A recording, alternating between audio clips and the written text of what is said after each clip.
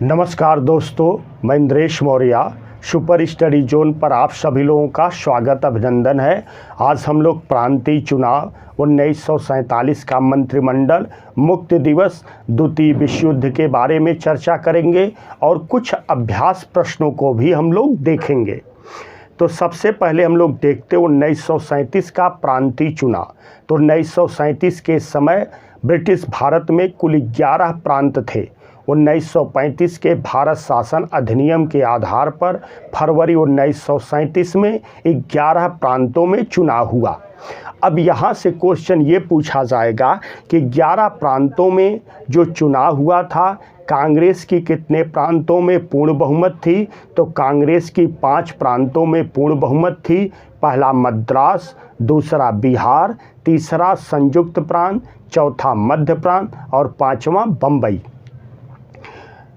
कांग्रेस की 5 प्रांतों में पूर्ण बहुमत थी, लेकिन कांग्रेस ने 8 प्रांतों में सरकार बनाई। पहला मद्रास, दूसरा बिहार, तीसरा संयुक्त प्रांत, चौथा मध्य प्रांत, 5वां बम्बई, छठा उड़ीसा, 7वां पश्चिमोत्तर सीमा प्रांत, 8वां असम। कांग्रेस की केवल 3 प्रांतों में सरकार नहीं बनी थी। पहला बंगाल, दूसरा पंजाब और तीसरा सिंध। ये बहुत ज़्यादा इम्पॉर्टेंट है। अब हम लोग देखेंगे कि पंजाब, बंगाल और सिंध में किसकी सरकार बनी थी। तो पंजाब में मुस्लिम लीग और यूनियनिस्ट पार्टी ने मिलकर सरकार बनाई थी, तथा बंगाल में कृषक प्रजा पार्टी और मुस्लिम लीग ने मिलकर सरकार बनाई थी, जबकि सिंध में केवल मुस्लिम लीग ने सरकार बनाई थी। अब इसके बाद क्वेश्चन ये बनता है कि 1937 के चुनाव में कांग्रेस का चुनाव चिन्ह क्या था? तो कांग्रेस का चुनाव चिन्ह पीला बॉक्स था। और इस समय का जो प्रांतों के प्रमुख थे उनको प्रधानमंत्री कहा जाता था। यह विशेष तौर से ध्यान रखना है। अब हम लोग चर्चा करेंगे कि 11 प्रांतों में जो सरकार बनी थी, किस पार्टी की सरकार बनी थी और किसके नेतृत्व में सरकार बनी थी। तो हम लोग सबसे पहले मद्रास को देखते हैं। तो मद्रास में कांग्रेस की सरकार बनी है, राजगोपालाचारी के नेतृत्व में। बिहार में कांग्रेस की सरकार बनी है, श्री कृष्ण सिन्हा के नेतृत्व में। उड़ीसा में कांग्रेस की सरकार बनी है, बीएन दास के नेतृत्व में। मध्य प्रांत में कांग्रेस की सरकार बनी है, बीएन खरे के नेतृत्व में। बीएन खरे के त्यागपत्र देने के बाद रविशंकर शुक्ल को चुना जाता है। संयुक्त प्रांत में कांग्रेस की सरकार बनी है, गोविंद बल्लभ पंत के नेतृत्व में। बम्बई में कांग्रेस की सरकार बनी है, बीजी खेर के नेतृत्व में।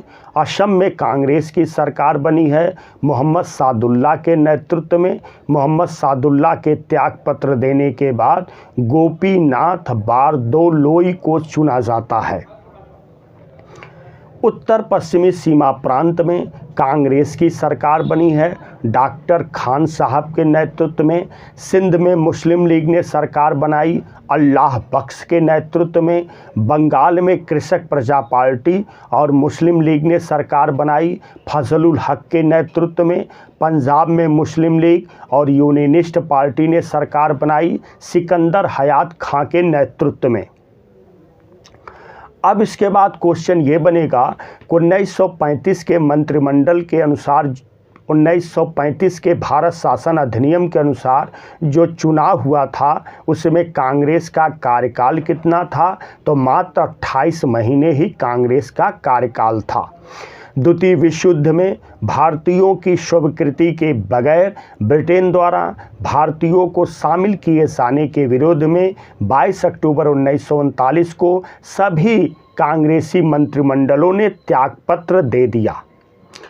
कांग्रेसी मंत्रिमंडलों के त्यागपत्र देने की खुशी में जिन्ना द्वारा भारत के सभी मुसलमानों से 22 दिसंबर 1939 के दिन मुक्त दिवस मनाने का आह्वान किया।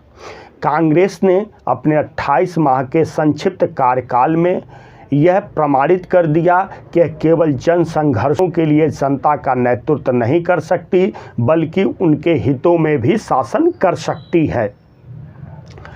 1929 में हरिपुरा में कांग्रेस का वार्षिक अधिवेशन हुआ, जिसके अध्यक्ष सुभाष चंद्र बोस चुने गए।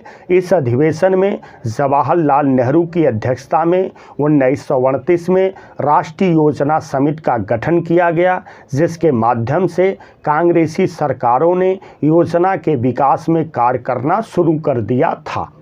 अब हम लोग कुछ अभ्यास प्रश्नों को देखते हैं। तो सबसे पहला हम लोग देखेंगे कि 1937 के प्रांतीय विधानमंडलों के चुनाव में कांग्रेस की सरकार किन किन राज्यों में नहीं बनी थी। तो बंगाल में नहीं बनी थी, पंजाब में नहीं बनी थी, सिंध में नहीं बनी थी। 1935 के अधिनियम के उपरांत 1937 में चुनाव में गठित कांग्रेस मंत्रिमंडल का कार्यकाल कितना था? मात्र 28 महीने था। 1937 में गठित कांग्रेस ने मंत्रिमंडलों से त्यागपत्र कब दिया? 22 अक्टूबर 1939 को। मुस्लिम लीग ने मुक्त दिवस कब मनाया? 22 दिसंबर 1939 को। मुस्लिम लीग ने मुक्त दिवस क्यों मनाया? कांग्रेस के मंत्रिमंडलों से त्यागपत्र देने की खुशी में मनाया। कांग्रेस शासित प्रदेशों में मुस्लिमों की शिकायतों से संबंधित कौन कौन से रिपोर्ट है? तो पहला पीरपुर रिपोर्ट है, दूसरा शरीफ रिपोर्ट है, तीसरा फजलुल हक रिपोर्ट अथवा मुस्लिम सफरिंग्स अंडर कांग्रेस रूल है। 1937 के चुनाव के पश्चात यूपी में गठित मंत्रिमंडल में से किसको वित्त विभाग सौंपा गया था? रफ़ी अहमद किदवई को सौंपा गया था। अब हम लोग चर्चा करेंगे द्वितीय विश्व युद्ध के बारे में। तो सबसे पहला प्रश्न बनता है कि द्वितीय विश्व युद्ध का समय क्या है? 1939 से 1945। इस समय ब्रिटेन के प्रधानमंत्री कौन हैं? विंस्टन चर्चिल हैं। द्वितीय विश्व युद्ध कब प्रारंभ होता है? 1 सितंबर 1939 को जर्मनी द्वारा पोलैंड पर आक्रमण करने के साथ। द्वितीय विश्व युद्ध कब समाप्त होता है? 1945 में। 1 सितंबर 1939 में द्वितीय विश्व युद्ध प्रारंभ हो गया। कांग्रेस ने युद्ध में समर्थन के बदले भारत को स्वतंत्र राष्ट्र घोषित किए जाने की मांग की। तत्कालीन वायसराय लॉर्ड लिनलिथगो ने भारतीय विधानमंडलों की बिना सहमति के भारत को द्वितीय विश्व युद्ध में शामिल कर लिया। इसके साथ ही देश में आपातकाल की घोषणा कर दी। कांग्रेस कार्य समिति ने युद्ध के उद्देश्यों को घोषित करने की मांग की तथा यह मांग की कि युद्ध के बाद भारत को स्वतंत्र कर दिया जाए। वायसराय लिनलिथगो ने 17 अक्टूबर 1939 को भारत को जर्मनी के विरुद्ध युद्ध में शामिल कर लिया। भारतीय विधानमंडलों की सहमति के बिना युद्ध घोषित करने के कारण सभी प्रांतों से कांग्रेस मंत्रिमंडलों ने त्यागपत्र दे दिया 22 अक्टूबर 1939 को। अब हम कुछ अभ्यास प्रश्नों को देखेंगे। तो सबसे पहला प्रश्न देखेंगे, द्वितीय विश्व युद्ध के संबंध में भारतीय राष्ट्रीय कांग्रेस की क्या नीति थी? तो पूर्ण स्वतंत्रता का आश्वासन मिलने पर ब्रिटेन को सहयोग करना। दूसरा प्रश्न है, द्वितीय विश्व युद्ध कब प्रारंभ हुआ? 1 सितंबर 1939 को।